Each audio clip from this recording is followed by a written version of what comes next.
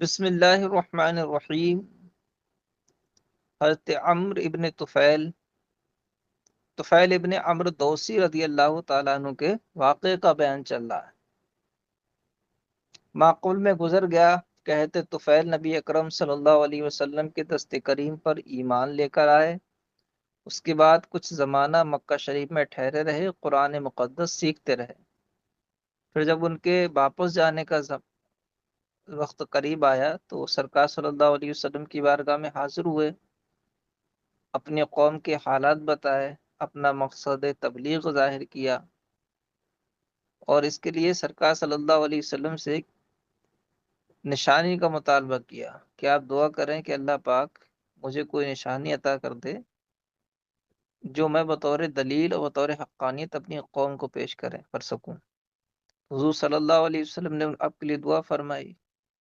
اللہ پاک نے آپ کی پیشانی میں ایک نور پیدا کر دیا۔ جب پیشانی میں نور پیدا ہوا تو آپ پریشان ہوئے کہ کہیں میری قوم اس غلط فہمی اور اس بدگمانی میں نہ پڑ جائے کہ میں نے اپنا پرانا دین چھوڑ دیا اس لیے میرا چہرہ یہ بگڑ گیا، یعنی وہ روشنی کو عقوبت نہ سمجھیں۔ تو دعا کی اللہ اس کو میرے چہرے کے علاوہ کسی اور جگہ منتقل کر دے، تو اللہ پاک نے وہ نور ان کے کوڑے کی نوک اس میں جو ہے منتقل کر دیا۔ جب وہ اپنے قوم کے پاس پہنچے رات کے وقت اور سنیا گھاٹی سے نیچے اتر رہے تھے، تو ان کے ہاتھ میں جو کوڑا تھا اس کا کنارہ ایسے جگمگا رہا تھا، ایسا لگ رہا تھا جیسے کوئی شخص پہاڑ سے لالٹین لے کے اتر رہا ہو۔ نیچے سے ان کی قوم یہ منظر دیکھ رہی تھی۔ تو جب وہ اپنے قوم اور قبیلے میں داخل ہوئے تو سب سے پہلے ان کے والد ان کے پاس آئے اور انہوں نے اپنے بیٹے سے ملاقات کی، لیکن بیٹے نے ان کو کیا جواب دیا اور پھر کیا ہوا اس کو یہاں سے آگے نقل کرتے ہیں۔ فلما نزل تو اتانی ابی وکانا شیخن کبیرہ فقلت فلما نزل تو جب میں نیچے اترا، اتانی ابی تو میرے والد میرے پاس آئے، وکانا شیخن کبیرن جو کہ کافی بوڑھے تھے، فقلت تو میں نے کہا، الیک عنی یا ابتی، الیک یہ اس میں فعل ہے نا، کس معنی میں ہے؟ ابعد یا اعبد، ابعد، ابعد یا ابعد کے معنی میں، دور ہو جانے کے معنی میں یا خود کو دور کر لینے کے معنی میں۔ تو الیک عنی مجھ سے دور ہو جائیے، یا ابتی اے میرے والد، فلست منکا ولست منی، فلست منکا میں تم سے نہیں ہوں، ولست منی اور آپ مجھ سے نہیں ہیں۔ یہ تو لفظی ترجمہ ہوا۔ اس تعبیر کا مطلب جب کسی سے اپنی بیزاری اور عدم تعلق ظاہر کرنا مقصود ہو تو عرب میں اس طرح کی تعبیر استعمال کی جاتی ہے۔ جیسے حضور صلی اللہ علیہ وسلم کی بہت ساری حدیث میں ہے، لیس منا من لم یوقر کبیرنا ولا یرحم صغیرنا، ہے نا، کہ جو اپنے بڑے کی عزت نہ کرے، چھوٹے پر شفقت نہ کرے، وہ ہم میں سے نہیں ہے۔ اور جگہ فرمایا کہ بہت ساری حدیثیں ہیں، لیس منا من غشا مسلمان، کی جو کسی مسلمان کو دھوکہ دے وہ ہم میں سے نہیں ہے۔ تو لیس منا یا لیس منی وغیرہ کی تعبیرات حدیث شریف میں بھی ہیں، تو اس کا مطلب یہی ہے کہ وہ ہمارے طریقے پر نہیں ہے، ہم اس سے بیزار ہیں، ہمارا اس کا کوئی تعلق نہیں ہے۔ تو عدم تعلق ظاہر کرنے کے لیے اس طریقے کی تعبیر لائی جاتی ہے۔ فلست منکا ولست منی، آپ کا اور میرا کوئی تعلق نہیں ہے۔ قالا ان کے والد نے کہا، ولما یا بنیا، یا بنیا، بنیا بنیا تصغیر ہے ابن کی، اور یا کی جانب یا متکلم کی جانب مصاب ہے تو بنیا ہو گیا۔ ولما یا بنیا، اور مگر کیوں اے میرے بیٹے، بنیا کہتے ہیں چھوٹے بیٹے کو، یعنی بٹوا، جس کو کہتے ہیں نا بٹوا، اس معنی میں یہ۔ قال ولم یا بنیا، بولے کیوں میرے بیٹے؟ قل تو میں نے کہا لقد اسلمت و تابعت دین محمد، میں اسلام لا چکا ہوں اور محمد عربی صلی اللہ علیہ وسلم کے دین کی پیروی اختیار کر لی ہے۔ قال اے بنیا دینی دینوں کا، انہوں نے فرمایا اے میرے بیٹے میرا دین تمہارا دین ہے، یا دینوں کا دینی، تمہارا دین میرا دین ہے۔ دینی دینوں کا، دینی کو مبتدا بنائیے، دینوں کا کو خبر بنائیے، صحیح ہو جائے گا۔ اور آپ اس کا الٹا بھی کر سکتے، دینی کو خبر بنا لیجیے، دینوں کا کو مبتدا بنا لیجیے، تو آپ کا دین ہی میرا دین ہے، ٹھیک ہے۔ فقلت تو میں نے کہا اذهب واغتسل وطهر ثيابك، تینوں امر کے صیغے ہیں، طاہر یہ تطہیر سے ہے، باب تفعیل، ثیاب صوبن کی جمع، ثم تعالی یہ بھی صیغہ امر ہے، باب تفاعل سے، عالم باب افعال سے ہے، اور علم تم یہ باب تفعیل سے ہے۔ تو میں نے کہا کہ جائیے غسل کیجیے اور اپنے کپڑے پاک کریے، ثم تعالی پھر آئیے، حتی اعلمک ما علمت، تاکہ میں آپ کو سکھا سکوں وہ جو مجھ کو سکھایا گیا ہے۔ فذهب فاغتسل وطهر ثيابه ثم جاء فعرضت عليه الاسلام فاسلم، تو وہ گئے، غسل کیا، اپنے کپڑے پاک کیے، پھر آئے تو میں نے ان پر اسلام پیش کیا تو وہ اسلام لے آئے۔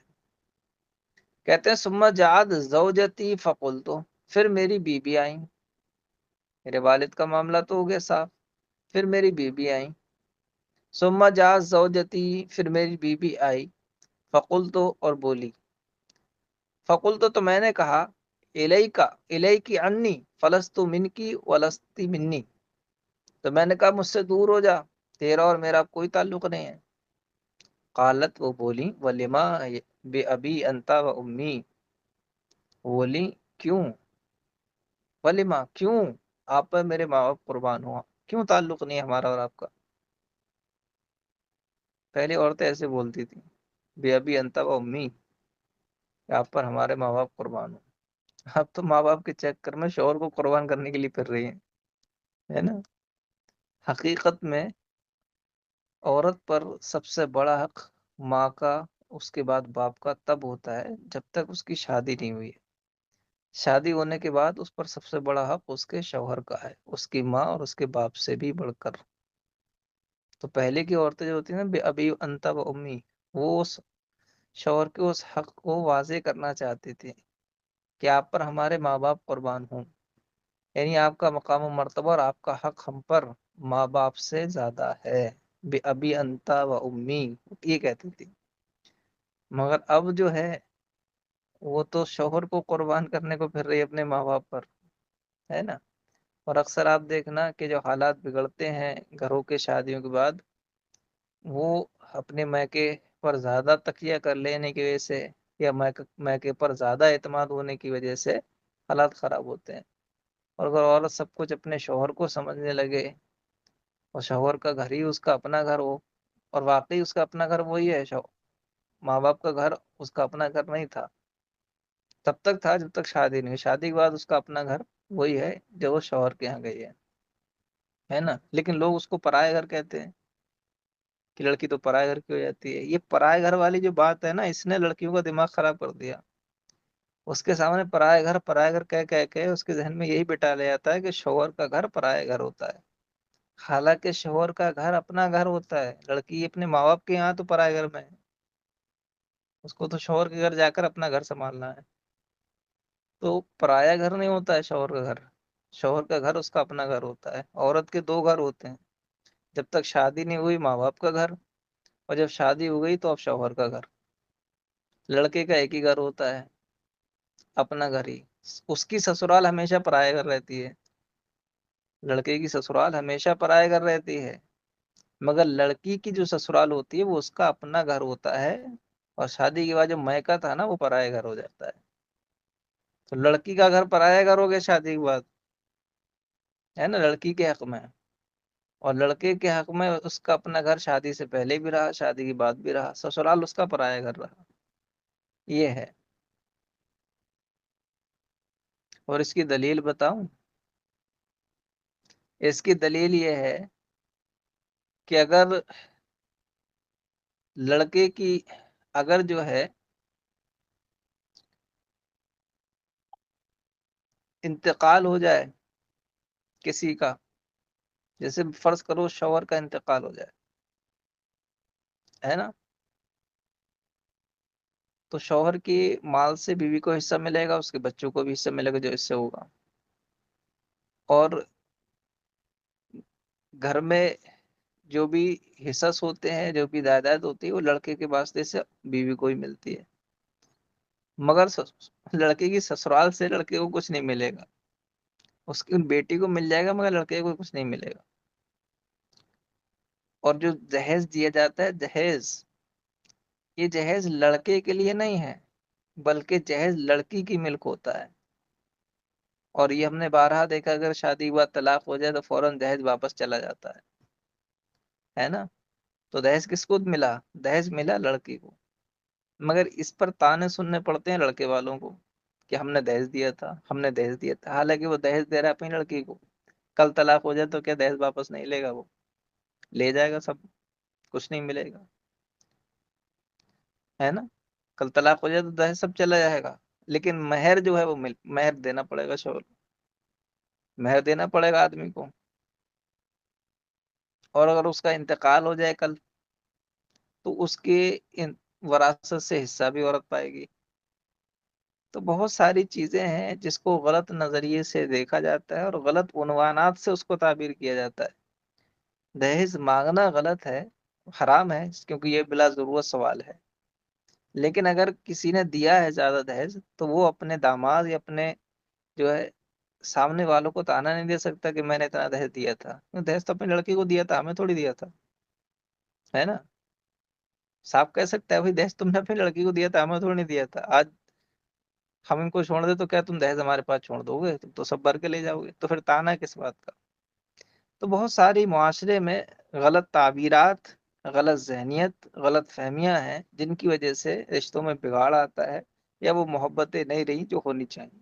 لیکن پہلے بہت اچھا معاملہ تھا. جیسے کہ آپ حضرت طفیل کی بیوی کے الفاظ اور ان کی تعبیرات سے آپ سمجھ سکتے ہیں کہ کتنا معاملہ حساس اور جذبات کا تھا. قالت ولیما بے ابی انتا و امی، بولی کیوں؟ آپ پر میرے ماں باپ قربان ہوں. فقلتو، تو میں نے کہا، فرق بینی و بینک الاسلام، کہا کہ اسلام نے میرے اور تمہارے درمیان جدائی پیدا کر دی ہے. فقد اسلمت و تابعت دین محمد، کیونکہ میں اسلام لے آیا ہوں اور دین محمد کی پیروی میں نے اختیار کر لی ہے نا. دو غیر مسلم میں سے اگر ایک اسلام لے آئے، شوہر لے آئے یا بیوی لے آئے، تو ایک دم ان کے درمیان فرقت اور جدائی نہیں ہو جائے گی، بلکہ دوسرے والا جو رہ گیا ہے کفر میں، اس پر اسلام پیش کیا جائے گا، 3 بار پیش کیا جائے گا. اگر وہ لے آئے تو ان کا نکاح باقی رہے گا، جدائی نہیں مانی جائے گی. لیکن اگر اس کے باوجود ایمان نہ لائے تو ایسی صورت میں ان کے درمیان جدائی کر دی جائے گی، ختم ہو جائے گا، ہے نا. اسی طرح اگر مسلمان ہیں اور معاذ اللہ ان میں سے مرد سے کوئی کفر سرزد ہو گیا، تو اس کی عورت اس کے نکاح سے نکل تو گئی، مگر یہ مطلب نہیں ہے کہ بالکل اب تفریق ان کو بالکل جدا کر دی جائے، بلکہ توبہ کا موقع دیا جائے. وہ توبہ کر لے، پھر سے نکاح کر لے تو دو ساتھ میں ہی رہیں گے. اسی طرح اگر عورت سے کلمہ کفر صادر ہو جائے مسلمان سے، تو وہ تو بالکل اس کا نکاح بھی ختم نہیں ہوگا. اسے حکم تو ہوگا کہ توبہ کرے، کلمہ پڑھے، مگر وہ نکاح سے اس معنی کر بھی نہیں نکلے گی کہ اس کی جانب اس کے کرنے کی وجہ سے تجدید نکاح کرنا لازم ہو. ایسا نہیں، کر لیا جائے تو بہتر ہے مگر لازم نہیں ہوگا. تو کہا میرے اور تمہارے درمیان اسلام نے جدائی ڈال دی، بے شک میں مسلمان ہو چکا ہوں اور دین محمدی صلی اللہ علیہ وسلم کی پیروی میں نے اختیار کر لی ہے۔ قالت فدینی دینوں کا، تو بولی کہ میرا دین تو آپ کا ہی دین ہے۔ قلتو، تو میں نے کہا فذهبی فتطہری من ماء ذی الشرا وذو الشرا صنم لدوس حولہ ماء یہبط من الجبل۔ تو حضرت طفیل نے فرمایا فذهبی، جاؤ، فتطہری، اور پاک صاف ہو لو، ذی الشرا کے پانی سے۔ ذی الشرا کیا ہے؟ یہ ذو الشرا ہے، یہ اصل میں قبیلہ دوس کا بت تھا جس کی وہ عبادت اور پوجا کرتے تھے، اور یہ چونکہ گھاٹی میں تھا، اوپر پہاڑی سے اس کے اوپر چشمے کا پانی گرتا تھا، پہاڑوں کا پانی گرتا تھا، تو جھرنے میں رکھا ہوا یہ بت تھا، وہیں لوگ چونکہ نہا وغیرہ لیتے تھے جھرنے پر، تو کہا کہ اس کے پانی سے غسل کر کے آؤ۔ تو ان کی بیوی نے جب بت کا نام سنا تو کہا کہ آپ کیا مجھ پر ذی شرح سے کوئی خوف کرتے ہیں؟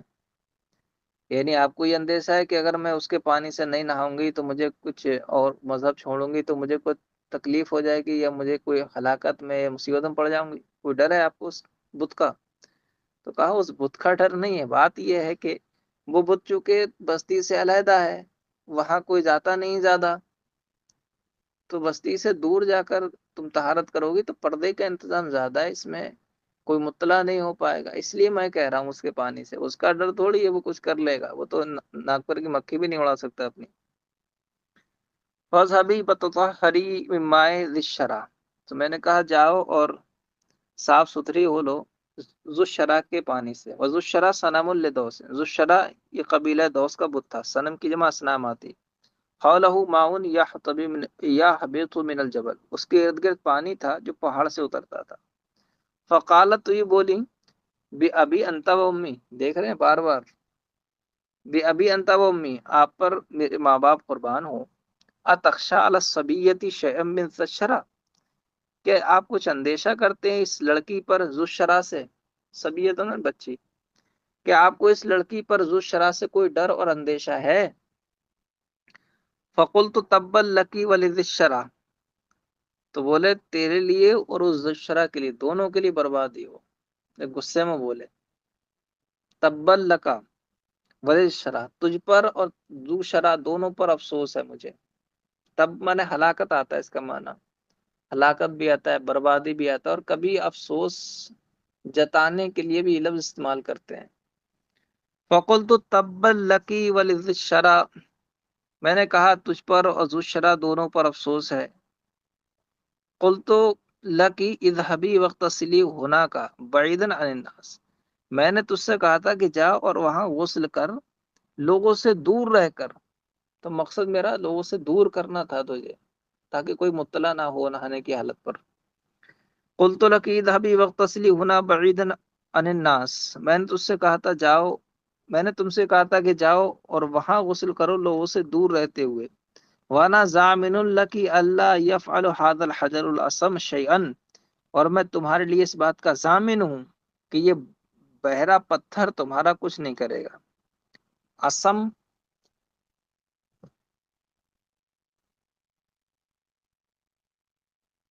بحرے کو کہتے ہیں،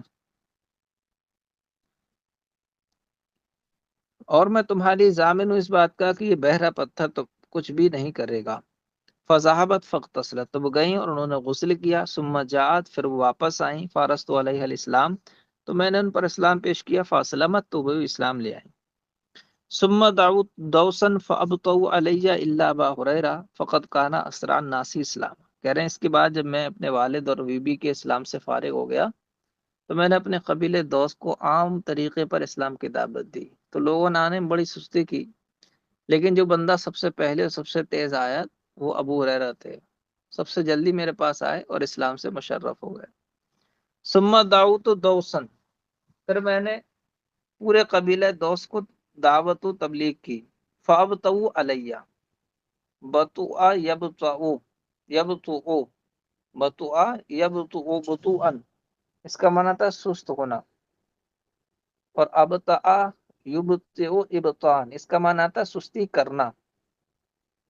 ثم دعوت دوسن، پھر میں نے پورے قبیلے دوس کو دعوت و تبلیغ کی، فابطؤ علیہ، تو انہوں نے میرے پاس آنے میں سستی کی، الا ابو ابا ہریرہ، سوائے حضرت ابو ہریرہ کے، فقط کانا اثر الناسی اسلامہ، کیونکہ وہ لوگوں میں سب سے جلدی اسلام لائے تھے۔ ٹھیک ہے، باقی بیٹا کل پڑھاتے ہیں انشاءاللہ تعالی۔ السلام علیکم ورحمۃ اللہ۔